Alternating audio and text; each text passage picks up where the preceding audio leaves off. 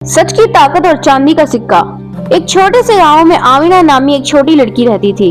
वो बहुत गरीब थी, लेकिन उसके वालिदैन ने उसे हमेशा एक बात सिखाई थी, बेटा हालात कैसे भी हों कभी झूठ का सहारा ना लेना, क्योंकि सच्चाई में अल्लाह की बरकत होती है। एक दिन आमिना बाजार से गुजर रही थी कि इसे मिट्टी में दबा हुआ एक चमकता हुआ चांदी का सिक्का मिला। वो सिक्का देखकर आमिना बहुत खुश हुई।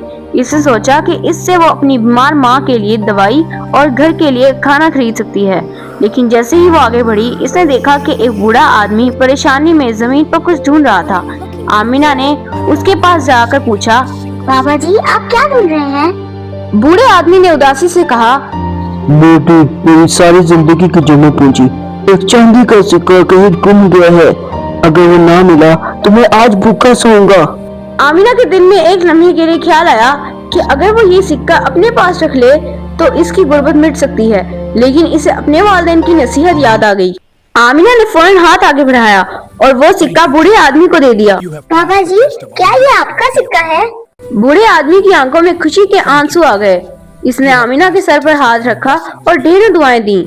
इसने कहा, बेटी, ये सिर्फ एक सिक्का नहीं था, ये तुम्हारी ईमानदारी का इम्तिहान था और तुम इसमें कामयाब हो गई। वो बूढ़ा आदमी दरअसल इस शहर का बहुत बड़ा ताजिर था, जो भेस बदलकर लोगों की ईमानदारी आजमा रहा था।